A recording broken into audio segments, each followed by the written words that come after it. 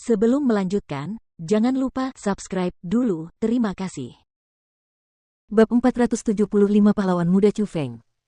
Setelah Kaisar berbicara, wajah para leluhur keempat kekuatan besar yang tadinya pucat pasi langsung berubah menjadi semerah terong. Penampilan mereka yang tercengang tampak sejelas mungkin. 5 juta manik-manik mendalam.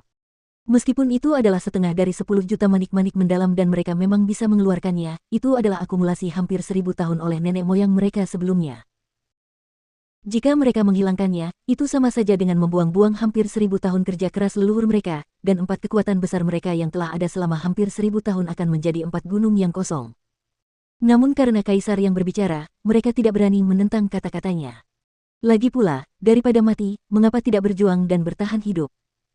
Meskipun hati mereka berdarah karena telah mengambil semua kekayaan mereka, setidaknya itu lebih baik daripada dimusnahkan. Dan melihat Kaisar memiliki ketulusan seperti itu, Raja Monyet yang mengerikan, yang mengetahui jumlah kekayaan sebenarnya yang dimiliki oleh kelima kekuatan itu, menyingkirkan ekspresi marahnya. Ia tersenyum tipis dan berkata, tidak apa-apa. Karena bahkan kau telah berbicara, tentu saja, aku harus memberimu wajah ini. Sekolah Yuangang, Sekte Putih Tersembunyi, Lembah Bebas dan Tak Terkekang, Sekolah Dewa Api. Kalian semua bisa membawakan 5 juta manik-manik mendalam kepadaku. Namun, klan Jie harus mengeluarkan 10 juta manik-manik mendalam atau tidak akan ada diskusi. Apa? 10 juta manik-manik mendalam? Kenapa tidak membunuhku saja? Setelah mendengar kata-kata itu, Jie Xingpeng ingin muntah darah. Meskipun dalam hal kekuatan fondasi, klan Jie-nya memang dapat mengeluarkan 10 juta manik-manik mendalam, jika dia benar-benar mengeluarkannya, klan Jie-nya tidak akan memiliki fondasi lagi. Tidak akan ada yang tersisa. Tanpa sejumlah besar kekayaan sebagai fondasi, bagaimana generasi klan Jie-nya selanjutnya akan berkultivasi? Bagaimana mereka akan membangun diri mereka sendiri? Tanpa kondisi kultivasi yang lebih unggul daripada kekuatan lain, belum lagi generasi klan Jie-nya selanjutnya yang bertarung melawan generasi selanjutnya dari World Spirit Guild, kemungkinan besar di masa depan, mereka tidak akan memiliki kejayaan yang mereka miliki saat ini, dan akan direduksi menjadi kekuatan kelas 1 biasa. Jie Xingpeng. Apakah kau ingin melindungi 10 juta manik-manik mendalam ini atau melindungi klan Jie-mu? Kaisar itu menatap tajam ke arah Jie Xingpeng. Tuanku, aku ingin melindungi klan Jie. Meskipun hatinya agak enggan, Jie Xingpeng dapat melihat situasi di depan matanya. Alasannya sangat sederhana. Meskipun ia kehilangan 10 juta manik-manik mendalam dan itu akan memengaruhi perkembangan masa depan klan Jie-nya, dan mungkin akan tetap mengalami resesi selama beberapa ratus tahun, jika klan Jie-nya dimusnahkan, maka ia tidak akan memiliki apapun. Bahkan kekayaan klan Jie-nya saat ini akan diambil. Jadi, pilihan itu sebenarnya sangat mudah untuk dipilih. Dan dengan jawaban Jie Xingpeng, Raja Monyet Raksasa itu mengajukan syarat lain. Yaitu dalam waktu 10 hari, ia harus melihat 30 juta manik-manik mendalam atau ia sama sekali tidak akan meninggalkan masalah itu. Hal itu menempatkan klan Jie dan keempat kekuatan dalam situasi yang mengerikan.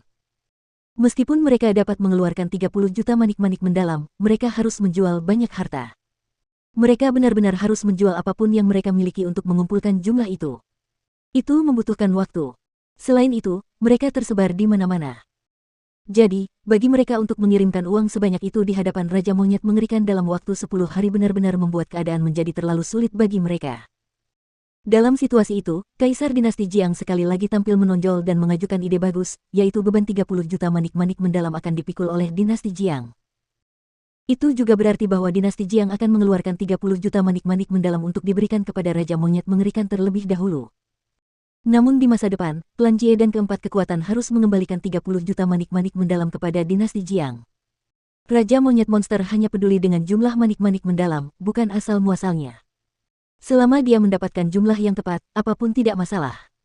Jadi, atas saran Kaisar, tentu saja, Raja Monyet Monster setuju dan tidak keberatan. Maka dari itu, Raja Kera Monster, Chu Feng, Ziling, beserta Zhang Tianyi dan Gu Tianchen diundang ke Dinasti Jiang sebagai tamu, dan karena mereka ada di sana, mereka juga membawa 30 juta manik mendalam. Meskipun ada banyak orang kuat di Dinasti Jiang seperti awan dan itu adalah tempat yang membuat orang takut, dengan Raja Monyet yang mengerikan, keberadaan kuat yang mengabaikan hukum atau aturan apapun, mengawasi segalanya, Chu Feng dan yang lainnya tidak takut karena mereka tahu mereka memiliki seseorang untuk diandalkan.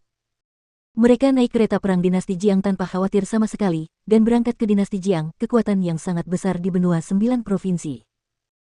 Setelah Chu Feng dan yang lainnya pergi, klan Jie, Sekolah Yuangang, Sekolah Dewa Api, sekte putih tersembunyi, dan lembah bebas dan tak terkekang, mereka semua yang harus bangkrut agar terhindar dari malapetaka, mulai memimpin pasukan elit mereka kembali ke kekuatan mereka sendiri. Mereka teringat kembali saat aliansi 5 kekuatan mereka menyerang World Spirit Guild. Betapa hebatnya. Mereka berharap bisa memberitahu orang-orang di dunia tentang tindakan luar biasa yang mereka lakukan. Namun mereka tidak pernah menyangka bahwa karena kemunculan Chu Feng, mereka akan berakhir seperti ini. Selain kekalahan mereka hampir musnah. Keempat kekuatan besar masing-masing kehilangan 4 kepala, dan klan Jie bahkan kehilangan leluhur lamanya yang berlatih menyendiri selama 100 tahun. Jika berita itu tersebar, reputasi mereka akan hancur total dan mereka akan menjadi bahan tertawaan semua orang. Jadi, mereka sangat tidak ingin diketahui publik dan tidak ingin berita itu diketahui. Namun karena ada yang sedih, ada yang bahagia. Karena kelima kekuatan itu kembali dengan sikap rendah hati dan tidak ingin orang lain tahu bahwa mereka telah dikalahkan, World Spirit Guild mengerahkan semua burung pengantar dan mulai mengumumkan berita itu tanpa henti. Jadi, berita tentang kekalahan 5 kekuatan besar oleh Persekutuan Roh Dunia, dan berita tentang kejeniusan luar biasa 100 tahun lalu, GSC+, serta kematian para pemimpin 4 kekuatan besar dengan cepat diketahui di benua 9 provinsi. Dan demi mendeklarasikan kekuatan Persekutuan Roh Dunia, mereka bahkan tanpa ragu mengumumkan perbuatan Chu Feng dan Raja Monyet mengerikan. Mereka memberitahu semua orang bahwa Raja Monyet Raksasa adalah ahli misterius yang mengalahkan GSC dan Gu Tianchen 100 tahun yang lalu, Raja Monster sejati dari Gunung Seribu Monster. Selain itu, dia adalah kakak angkat Chu Feng. Karena hubungan yang rumit itu, High plus P, setelah orang-orang mengetahui segalanya, wajar saja jika Chu Feng disebut-sebut sebagai orang yang memiliki prestasi terbesar di World Spirit Guild dengan mengalahkan kelima kekuatan. Terutama setelah kebenaran dari 5 kekuatan yang mencantumkan Chu Feng sebagai buruan terungkap, terjadi perubahan 180 derajat yang terjadi pada citra Chu Feng di hati orang-orang. Ia bukan lagi iblis yang haus darah dan membunuh tanpa berkedip. Ia menjadi pahlawan muda yang tidak takut pada langit dan bumi, dan berani melawan kekuatan jahat. Ia telah menjadi tokoh teladan dalam mengajarkan keadilan. Kalau dipikir-pikir dulu, ketika ada anak yang tidak patuh, orang tua akan berkata, jika kamu terus menangis, Chu Feng akan datang dan menangkapmu.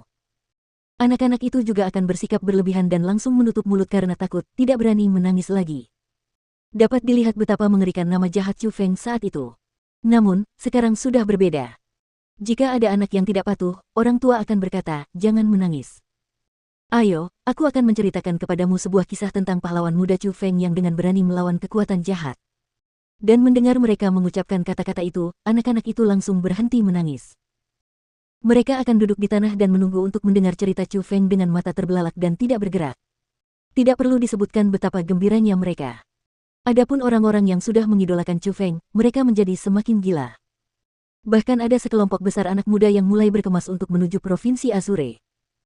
Tidak ada alasan lain, selain karena ada yang menyebarkan rumor bahwa Chu Feng sedang mempersiapkan diri untuk membangun kembali sekolah Azure Dragon.